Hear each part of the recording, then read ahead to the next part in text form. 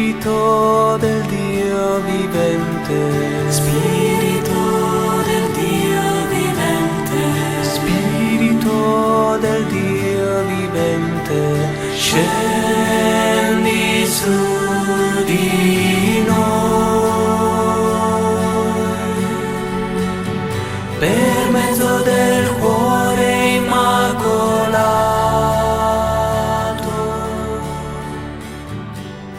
di Maria. En el nombre del Padre, del Hijo y del Espíritu Santo. Amén. Ven Espíritu Santo y llena los corazones de tus fieles y enciende en ellos el fuego de tu amor. Envía al Señor tu Espíritu y todo será creado y se renovará la paz de la tierra. Oh Dios, ilumina los corazones de tus fieles con la luz del Espíritu Santo.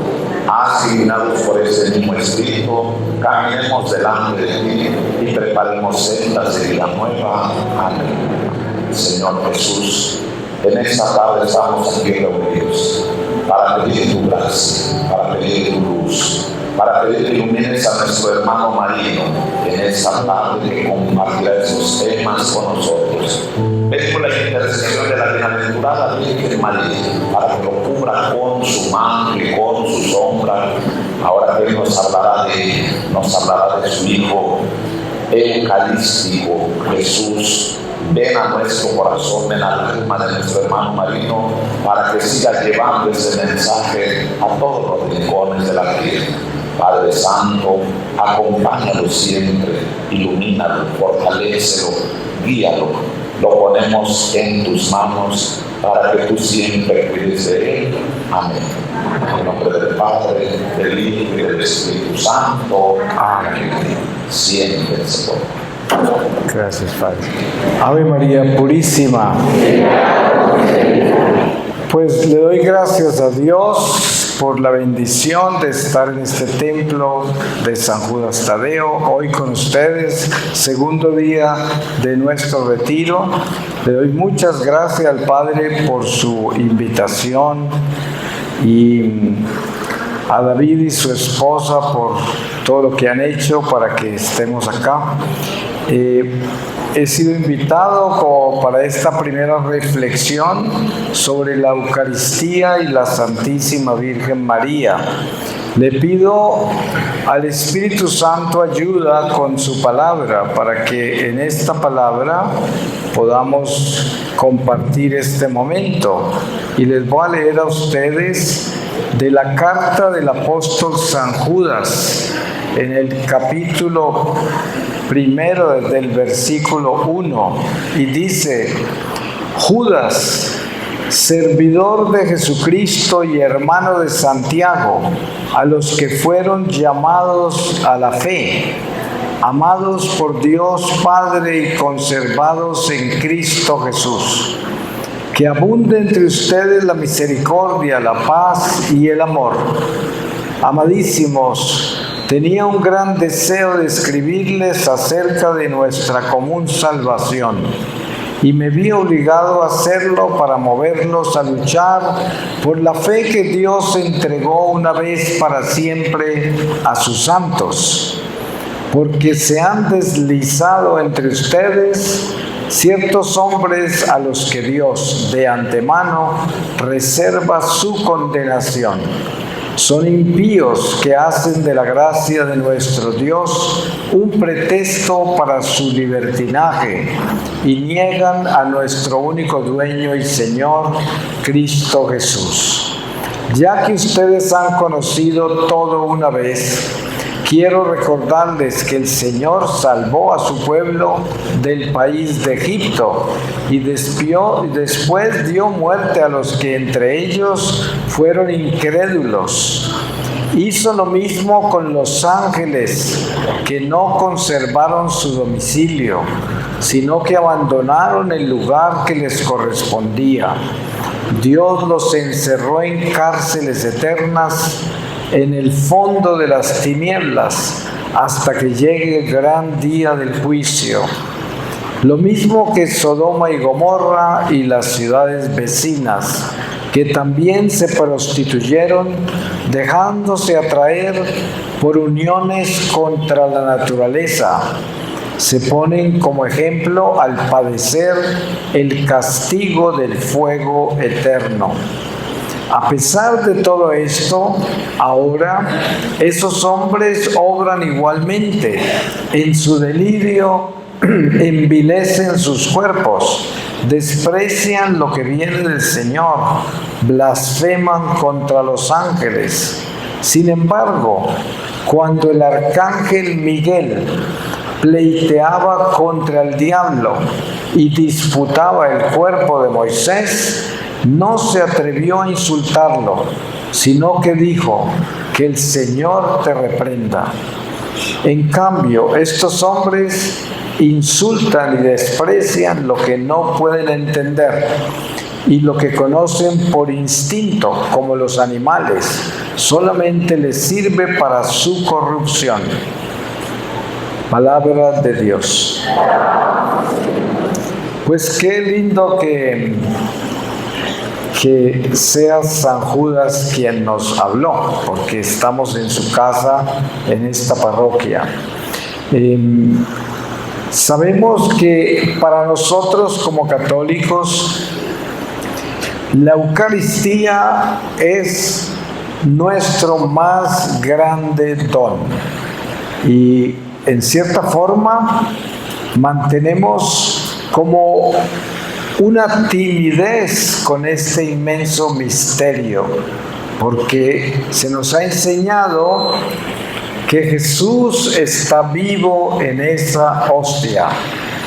Yo pienso que todo católico, cuando camina hacia la comunión, tiene eso presente, y cada uno de nosotros en diferentes niveles de fe, de compromiso. Porque yo pienso que la vida nuestra en la iglesia es una experiencia personal que cada uno lleva y que solo Dios conoce, pero que para cada uno de nosotros es una inmensa responsabilidad manejar estos misterios que se nos han sido revelados. Se nos ha dicho que cuando comulgamos recibimos el cuerpo y la sangre de Cristo. Ahora, ¿cuánto hemos penetrado en esa realidad? ¿Cuánto creemos vivamente, profundamente en ese misterio? ¿Cuánto sentimos al comulgar que entramos en ese misterio, que consumimos ese cuerpo y esa sangre del Señor? No es que estemos hablando de que tengamos que tener una experiencia sobrenatural, extraordinaria, mística cuando comulgamos, aunque lo es. Pero no se trata de que estemos detrás de buscar señales o milagros extraordinarios, pero sí se trata de que entendamos que esa hostia es un milagro, que esa hostia es el poder más grande que está entre nosotros. Miren ustedes que ustedes todos conocen la historia de las sectas cristianas que andan por ahí regadas por todo lado. Son como un accidente que ocurrió, porque el demonio le dio un golpe muy duro a la iglesia hace 500 años y se llevó una inmensa cantidad de católicos y se esparcieron por la tierra a sembrar errores, utilizando las mismas escrituras, con menos libros, pero con unos argumentos de herejías totalmente equivocados, un golpe de Satanás, y no tienen lo más sagrado de todo, porque el diablo se lo robó, la Eucaristía.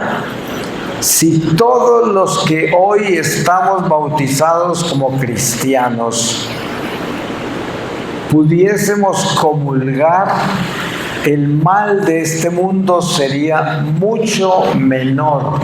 Precisamente el hecho que Satanás se llevó toda esa gente fue para disminuir la fuerza que le hacía competencia, para debilitarnos a nosotros que somos los que defendemos a las almas con la Eucaristía.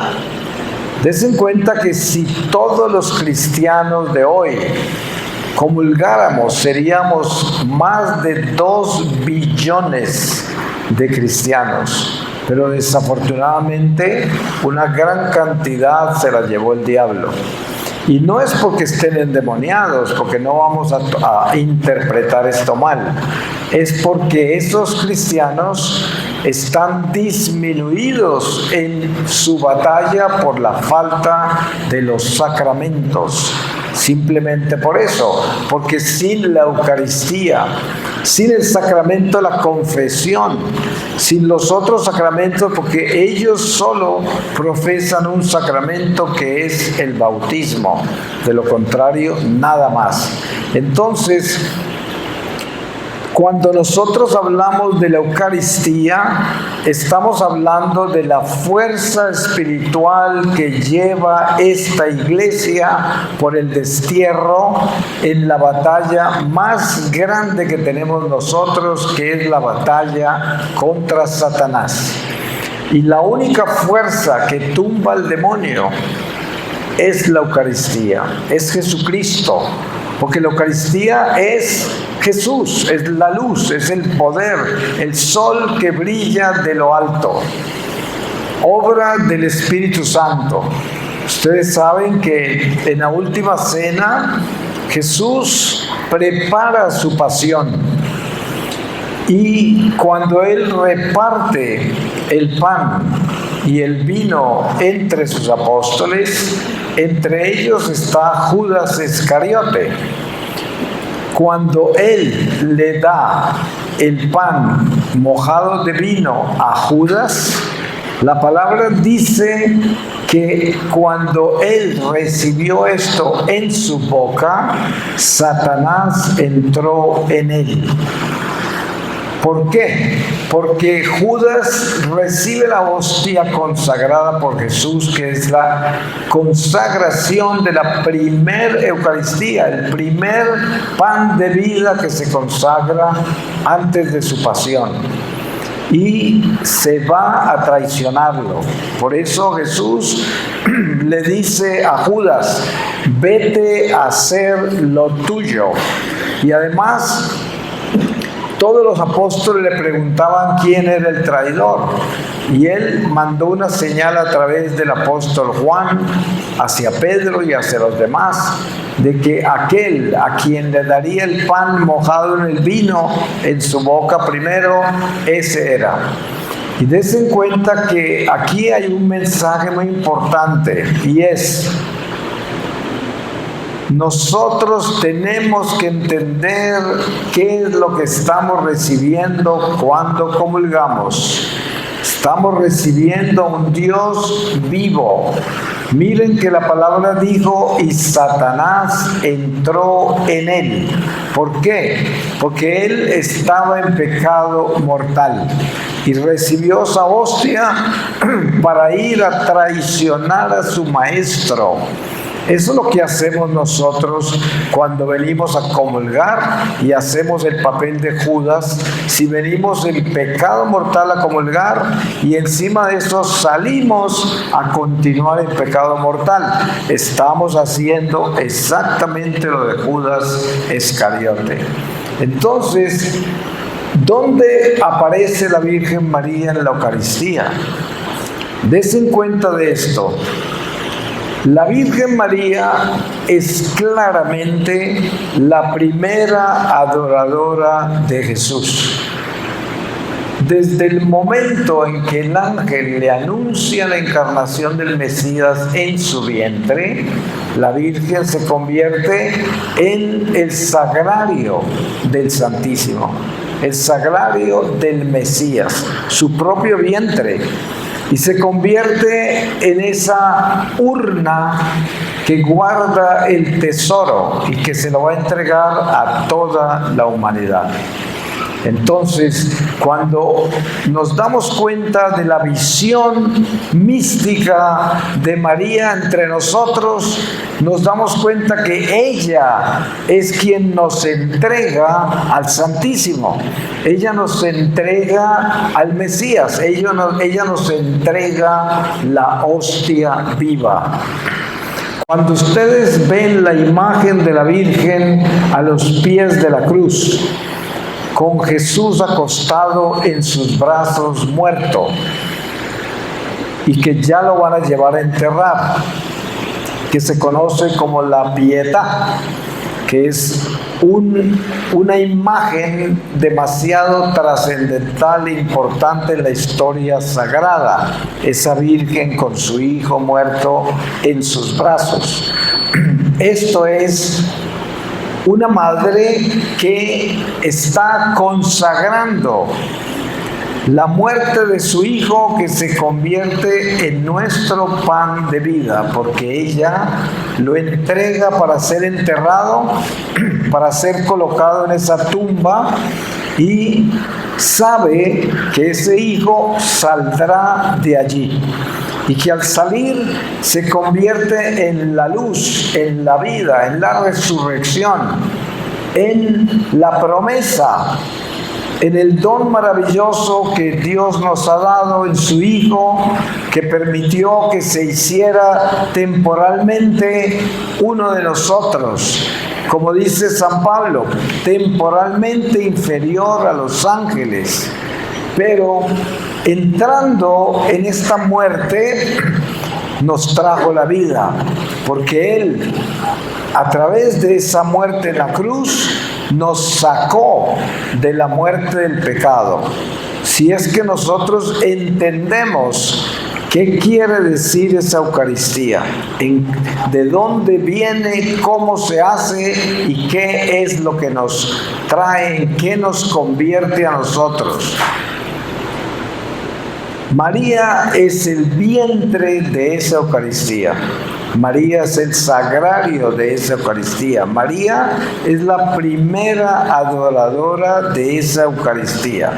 No podríamos concebir esa Eucaristía sin el vientre de María. No se puede. Están unidos, perfectamente unidos. Y ustedes se dan cuenta cómo la Iglesia a través de los siglos nos ha dado esta imagen y esta espiritualidad de los dos corazones, el Sagrado Corazón de Jesús y el Inmaculado Corazón de María, siempre unidos. Dos corazones, una fuerza extraordinaria que es la fuerza de la Iglesia. El sueño de Don Bosco, que es las columnas de la última batalla, la batalla que es la Eucaristía y María, la Virgen. Y esta imagen es la imagen de los últimos tiempos, que es la Madre, que en el capítulo 12 del Apocalipsis es la mujer vestida de sol, con una diadema de 12 estrellas, que está embarazada y que corre al desierto. Y ese desierto es el mundo, y esa es la iglesia peregrina, pero es una iglesia que va en el vientre de María. Una iglesia que tiene madre, una madre celestial. Es algo demasiado misterioso porque está por encima de nuestro entendimiento, porque estamos hablando de un ser humano como es María, pero inmaculada, un ser creado por Dios, escogida para ser la nueva Eva de la nueva creación en Jesucristo. Sabemos que la primera Eva cayó y por eso entró la muerte al mundo. La nueva Eva tenía que nacer sin mancha para poder renovar nuestra vida, llevarnos a una resurrección, sacarnos de la muerte de la primera Eva y por eso aparece sin mancha. Como la Virgen María es una Eva sin mancha, ella es para nosotros la puerta para entrar al paraíso que perdimos. Porque por culpa de la primera Eva, la Eva terrenal que cae en el pecado original, perdimos el paraíso. Y precisamente esa ciudad que describe San Juan Evangelista en su revelación del Apocalipsis. Él ve la santa ciudad de Jerusalén descender como una novia engalanada. Y los cielos y la tierra como lo conocemos desaparecen. Y aparecen los nuevos cielos y la nueva tierra, la santa Jerusalén del cielo. Y esto es para nosotros el encuentro con el paraíso perdido, que nos lo trae el Señor al final, cuando Él regrese y entremos en el último juicio, el juicio final, donde recibiremos nuestro cuerpo físico inmortal, que fue en el que originalmente Dios nos creó. Y esto es algo tan increíblemente misterioso que solo hablar de esto nos deja como en silencio, porque ¿qué podemos pensar de esto? No podemos más que asombrarnos, admirarnos y quedamos como en un éxtasis, porque es por encima de nuestra imaginación. Está más allá de nuestro entendimiento, pero son cosas tan grandes y son grandes porque son verdad. ¿Se pueden imaginar que todo esto que les estoy diciendo es palabra de Dios? Porque está escrito, yo no me lo estoy inventando, todo esto está en las Escrituras. Ahora, si sabemos que esta es nuestra fe, esta es la verdad que profesamos nosotros, nos damos cuenta lo inmensamente misteriosa que es. Y nosotros somos parte de este misterio. Y Jesús le enseña a Santo Tomás que bendito el que cree sin ver, le dice Jesús a Santo Tomás, porque él le dijo a los otros apóstoles que él tenía que ver a Jesús y meter los dedos en sus llagas para creer que él había resucitado.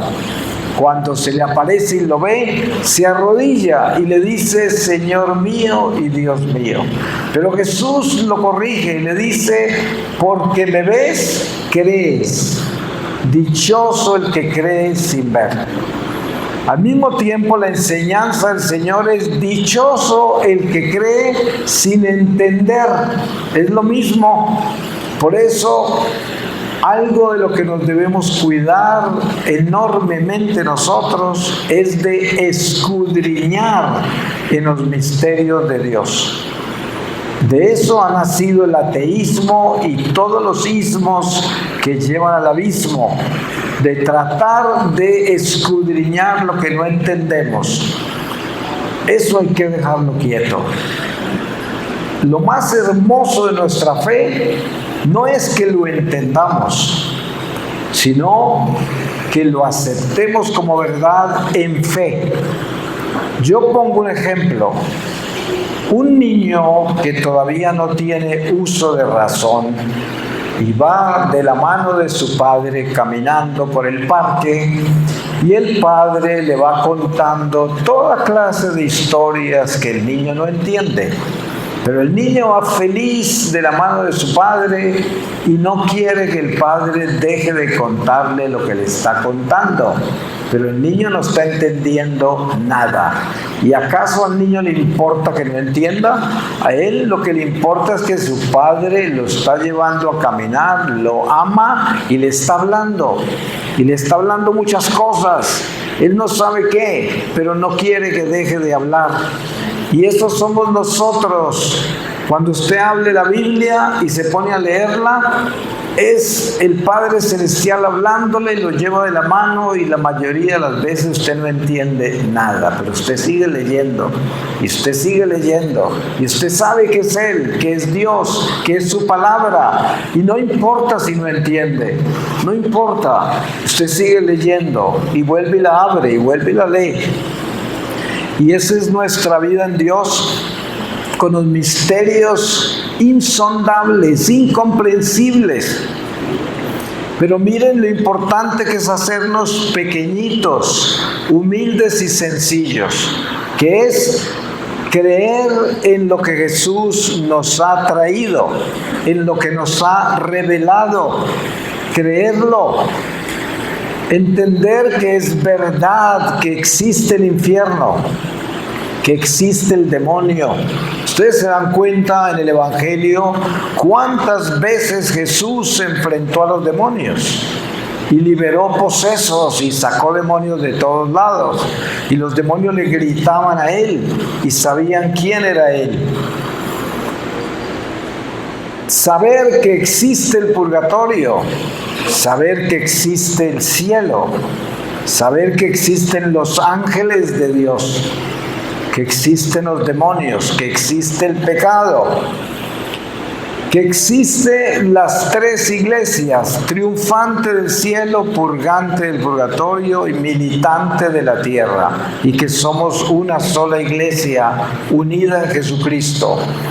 Esto es muy grande, y esta es la iglesia, y esto es lo que somos nosotros. Por eso la Virgen María es la madre de todos estos misterios. Es muy importante tener una relación personal con la Virgen María, porque en este misterio insondable de Jesús, su madre es como un puente, es como una escuela, como la escuela de Jesús, es la escuela de María, porque nos enseña sobre su Hijo. ¿Y cómo nos enseña? La cátedra más clara de María es: haced lo que Él os diga. Esa es su cátedra. Y ya Jesús nos dice qué es lo que quiere. ¿Y qué es lo que quiere Jesús? Que nosotros le obedezcamos. ¿A qué? A ser santos. Es lo que Él pide. Sed bueno.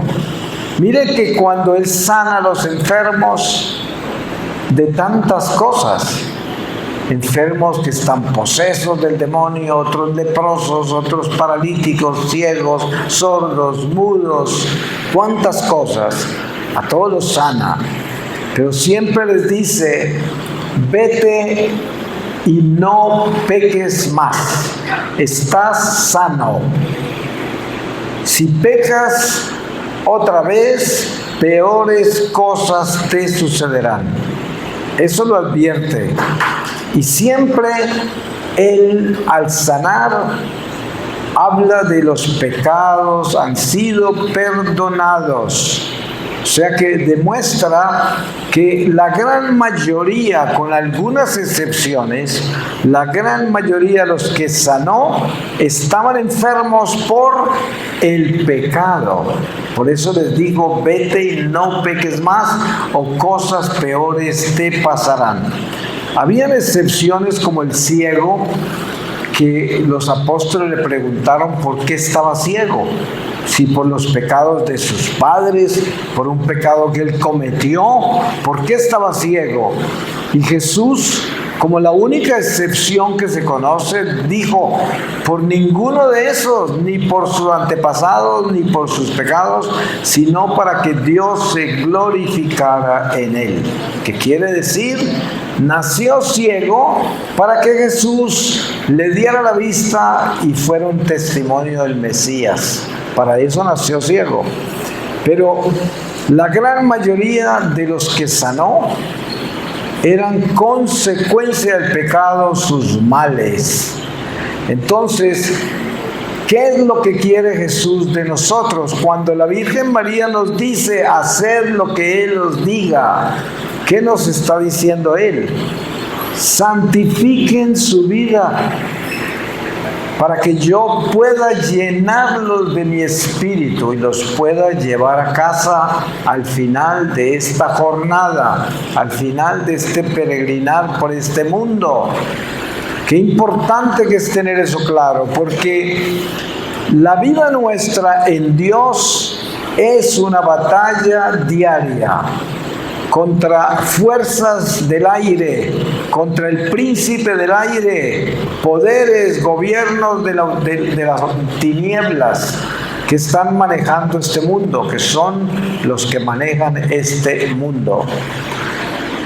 Pero si nosotros entendemos quién es Jesucristo, quién es María y qué es la Eucaristía, nosotros no tenemos que temer nada, porque tenemos la suprema autoridad espiritual para defendernos de los poderes de este mundo. Los poderes de este mundo son aterradores, porque son el mal mismo, Satanás mismo, que es 100% malo.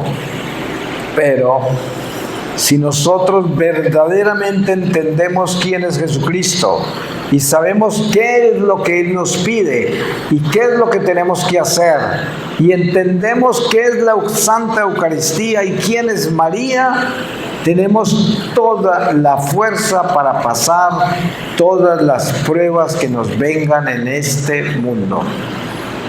No nos vamos a escapar del sufrimiento, del dolor, de la enfermedad, de los fracasos, de las traiciones, de todas las cosas que nos pueden ocurrir. No nos vamos a escapar, pero el Señor nos va a sacar de todos esos problemas, de todas esas situaciones, de todas esas dificultades.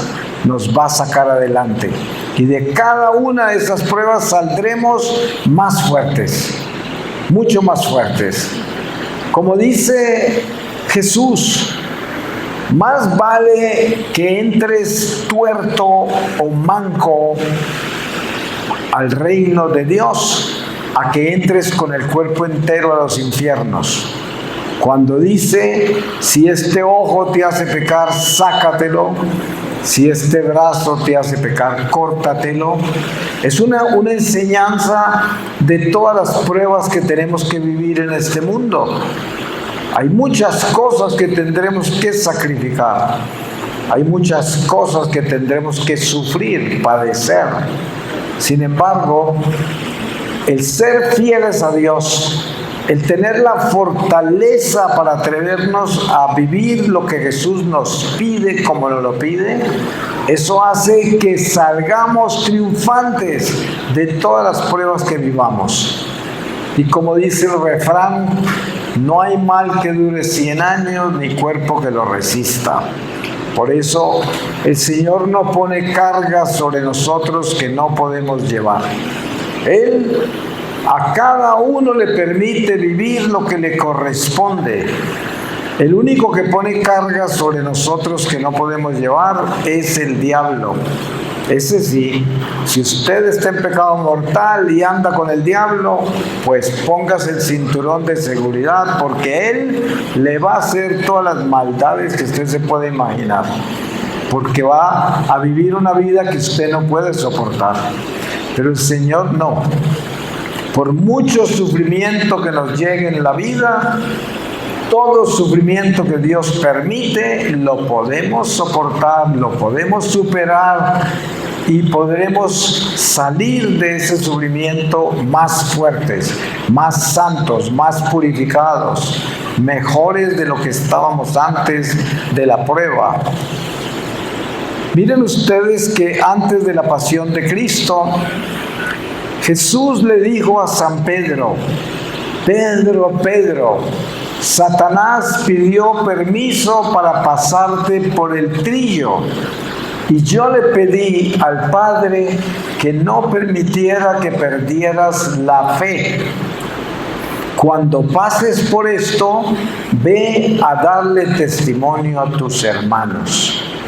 Miren ustedes lo misterioso que es esto. Pedro era un apóstol favorito de Jesús. Es más, le había dicho Pedro, le cambió el nombre de Simón a Pedro, que quiere decir piedra, roca.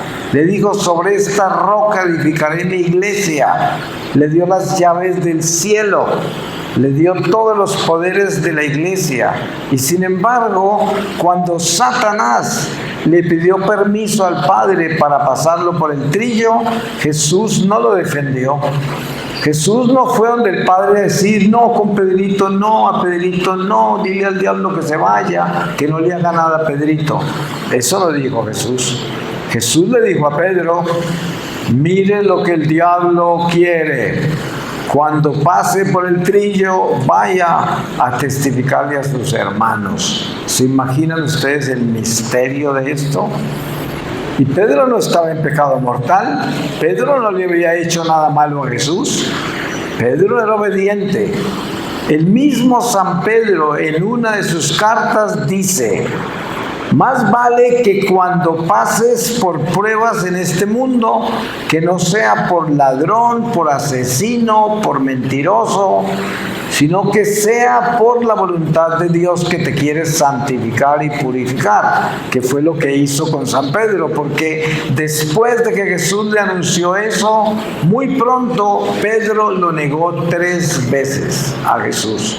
Ese fue el trillo por donde lo pasó el diablo, porque dice la historia sagrada que Pedro vivió la tristeza de eso el resto de su vida. Pero entonces, ¿qué es lo que queremos aprender de todo esto? Queremos aprender que Dios no nos ha dejado solos. Muchas veces nos confundimos y tenemos dudas y perdemos la esperanza y la fe se debilita por las pruebas. Pero precisamente el don de la Eucaristía y el don de la Madre Celestial es la invitación que hace el Espíritu Santo a llenarnos de fuerza espiritual para poder superar la prueba. Y eso es el alimento del pan de vida, la Eucaristía. Si nosotros entendemos el sacramento de la confesión y sabemos confesarnos, o sea, nos confesamos con el corazón, con sinceridad, con verdad. Entonces, al comulgar esa hostia de verdad, nos santifica, nos purifica, nos edifica, nos fortalece.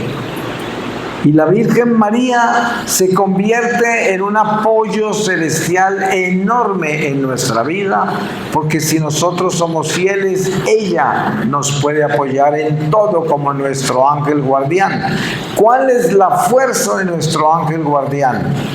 Nuestra fidelidad. Esa es la fuerza de él.